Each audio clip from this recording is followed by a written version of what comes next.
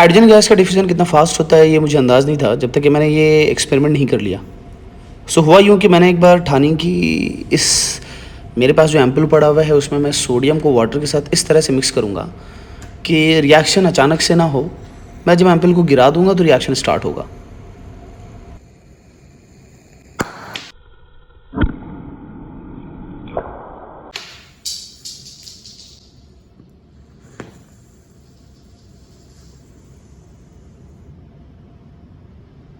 तो एक्चुअली यार मेरा प्लान कुछ ऐसा था कि मैं इस एम्प्यूल को एक जैसे दिवाली में हम पटाखे फोड़ते हैं ठीक वैसे ही इसको फोड़ डालूंगा। बस इस वजह से क्योंकि सोडियम और वाटर के रिएक्शन से हाइड्रोजन गैस प्रोड्यूस होगी और अगर मैं टाइटली सील कर दूँ इस एम्प्यूल को तो फिर हाइड्रोजन गैस के लीक करने का कोई रास्ता नहीं रहेगा, तो इवेंचुअली इसे फूटना पड़ेगा। बट पहला रिएक्शन फेल होने के बाद मैंने सोचा कि शायद मैंने एम्प्यूल को टाइटली क्लोज नहीं किया है।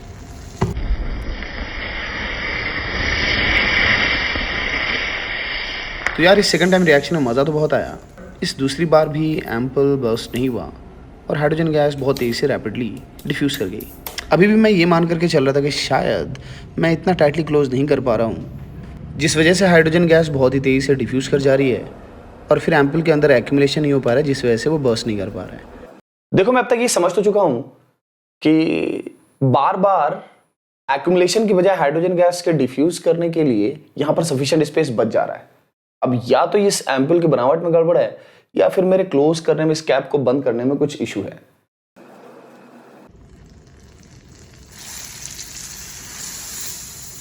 इस बार भी कामयाबी हाथ नहीं लगी। हम रेट ऑफ एफ्यूजन या डिफ्यूजन की बात करते हैं तो वो inversely proportional to root under molar mass होता है।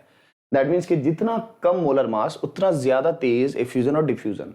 वैसे रियलिटी में जो फॉर्मूला है वो कुछ इस तरह का होता है, जहां पर के प्रेशर इनसाइड द कंटेनर और एरिया ऑफ द होल जिसके थ्रू डिफ्यूजन होता है उसकी भी इंपॉर्टेंस होती है, रेट उसके भी प्रोपोर्शनल होता है। इसी का एक शॉर्ट फॉर्म में जो हम यूज करते हैं अपने सिलेबस में, वैसे अपने सिलेबस में भी जो सही फॉर्मूला होना चाहिए वो फॉर्मूला ऐसा कुछ होना चाहिए। नंबर ऑफ मोल्स और रूट अंडर मास दोनों इन्वॉल्व होने चाहिए, या फिर प्रेशर और रूट अंडर मोलर मास, क्योंकि नंबर मोल्स और प्रेशर डायरेक्टली प्रोपोर्शनल होते हैं। खैर मैं इस फॉर्मूले को रिकॉल करा करके आपको इस एक्सपेरिमेंट को इस कॉन्सेप्ट से जोड़ करके दिखाने की कोशिश कर रहा हूं कि कैसे हाइड्रोजन गैस बहुत बहुत छोटे से छोटे एरिया ऑफ होल से भी काफी तेजी से डिफ्यूज कर जाती है अपने स्मॉल साइज की वजह से, अपने स्मॉल मास की वजह से। आई वॉज हार्ट ब्रोकन और मैंने सोचा कि यार अब मेरे पास एक लास्ट एम्पल बचा है।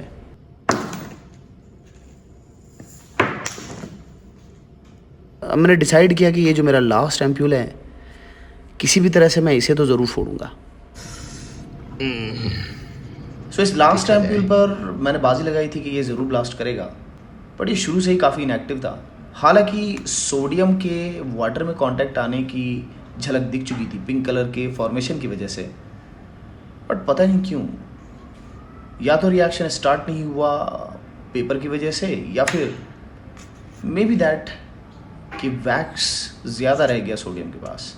ऑल इन ऑल मैं बहुत दुखी हुआ, तो मैंने सोचा चलो ऐसे ना वैसे एम्प्यूल को तोड़ देते हैं।